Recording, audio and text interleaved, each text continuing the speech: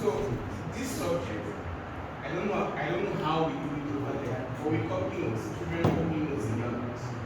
This subject, this RMP that has its 5 subjects, you have to copy the whole, you have to learn all that 5 areas in 1 week. Yeah. You have to copy all the notes for that 5 areas in 1 week. Now, how does the teacher do it? How does he get them to copy these notes and also teach them also in 1 week? You are saying, okay, we can stretch out the subject. Maybe in a year, there is a scheme of work for a year, and we stretch out as much as possible. It doesn't have to be like cover 1 to 1 week. We can stretch it out. I can also assure you that even no matter how you want to stretch it out, copying those notes and teaching them might be almost impossible. Okay, perfect question, and I've got the right answer for you, right? Question I was going to ask you, is this cast in stone in terms of what the government expects you to do, or do you have the liberty to tweak things? Because the end has to justify the means. Now, what I was going to say, right, so in terms of copying notes, if you have the funding, why copy a note when you can print out the sheet and give it to the kids, and they can stick it? So, I know, again, this is where the money comes into it. I was having a child Lawrence over there. Now, every school in the UK, every child gets an amount of money allocated per child. And that's why every school, even if the child is very naughty, they're trying to exclude, because that's your school losing money. Yes. Okay? So the government automatically, if you've got 20 students, they pay you, I can't remember how much it is, but it's a lot of money per child. Now the one I know is what we call the PPG, the Pupil Premium Fund, or Pupil Premium Granting. It's a funding that the government gives to kids from poor background. Any child that's been on free school meal, because people are eligible to a free school meal. The child has been on free school meal for 6 years, they are eligible to getting that PPG funding. Now, I was in charge of it when I was at St. Andrews Church of England School in Croydon. Now, each child gets over £9,000 per year. In addition to what they normally get, every child gets a basic amount from the government. Now, those children that are eligible to PPG gets £9,000 extra. That money, and I've been with students where I said, well, why did you attend intervention? So you have to babysit for my mom, I have to babysit my little sister, my little brother. And I called home and I said to mom, listen, she needs to attend school, get a childminder, we will pay for the childminder, because it's her money, £9,000. Now if they're going on school trips, it's part of the money, buying shoes, because education is free in the UK. Textbook, they're all free, everything is free. Stationery, all free. So the only thing is, so why go to primary school to get it free? Well, you go to grammar school, which is even better than most private schools. Now they're getting it for free, so we pay for the uniform. The only thing as a parent is pay for is your school uniform and your shoes, the tie, the blazer, whatnot, right, and the PE kits, right? But for those children, it's part of their funding. They get it for free. They get free food, everything they get for free, right? Even during the lockdown, every child, Boris Johnson made sure every child had a device so they can work from home. The jungle they talked about, if they didn't have internet, they get the jungle. So every child had it for free, right? So back to what you were saying, we teach humanities.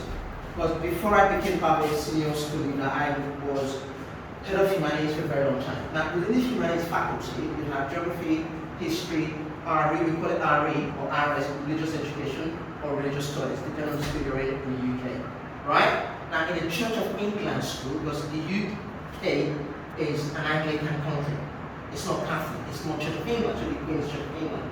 So if you go to the Church of England school, they're more religious, so to speak. Now citizenship comes under humanities. Yes. Now sometimes, and sociology, what I do sometimes we teach them separately.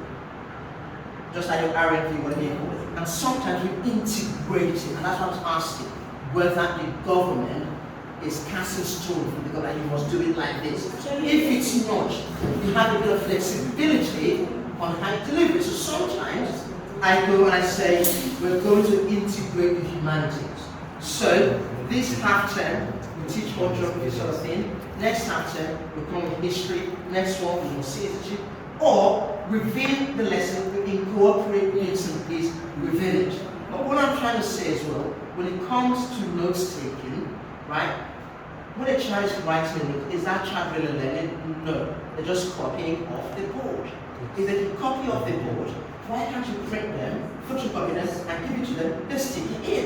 And then that time spent copying, you spend teaching them that content. Sometimes they also learn. Yeah, but it's talking about time now. You teach them everything. So at that time, you get like in time. Because if they're going to copy, it will take them a long time to copy.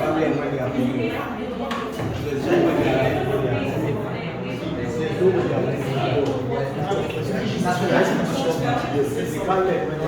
what I'm saying. Yes. Okay. Sorry, guys. You know, like I remember when they started this RMV thing and all that. It's just like for a while they are the head, so like I allow them. What we did and decided then as a school, if some of you that were here you can remember, is we said that in social studies from primary 1 to primary 6, they teach them culture. Am I right? So what we decided then is there are certain topics that you find in, like in a PhD, you find drug abuse. In social studies, you find drug abuse. So what we decided, in economics, you find drug abuse. So what I told them and we did that particular those few years is we looked at all of these topics, same topics, where in home economics, where are they coming from? In social studies, where are they coming from? For the health, where are they coming from? And then integrated it and taught them as one. It's called cross-curricular. Yes, There you that's go. what we did. And it worked. absolutely. So It worked. in geography, like I said to you, I'm a geography specialist. Sometimes they have science. Because we're teaching rocks in geography. They don't like science. Why reinvent the wheel? You don't have to reinvent the wheel. If they're going to get it there, why put it in? They do that. When we look at segmentary metamorphy, aviation, they put that in science. When we look at the planets, sometimes we in science as well. So there are ways you can cross curriculum. And this is why it's important when the middle leaders, when they meet, say, okay, you've got this comfort in geography, you get some of social studies, where is there overlap? Where we can build together. Because what we're looking for, from what he said, is trying to get some time, gain some time. And anyone can flesh out the time, let's use it. Does that make sense? Let's use it. So if, like Riley said, it's a simple already, there's no point in them. I know what, yeah? If they go into his lesson, they're going to be bored as well. No, we've done this already. Means we've done this, so we've done this. So you don't want that. So I think that's a really good model. And again, like I said, from what Shona said here, yes, I understand if you give everything to work, sometimes they don't learn about it. The creative work, right, is not the fault of the school, I would say so. Now, we had some parents that came into Eliud, right? What was the excuse? The particular parent I remember, she told me, oh, the school the child is going to, that they will copy notes, and she wants her child to copy notes. Yes. So sometimes it's just, we are stereotyped. That's fine. That's She don't copy notes, and she that's doesn't where want the to. session I had on Friday, that's what country. That's what differentiating is all about. If that child, I had a girl, just came from China, you know how incredible what they can be. Yeah. You give her a good thing, you say, you mean copy all of it? 3 lines, say all of it. It's only 3 lines, stop being dramatic.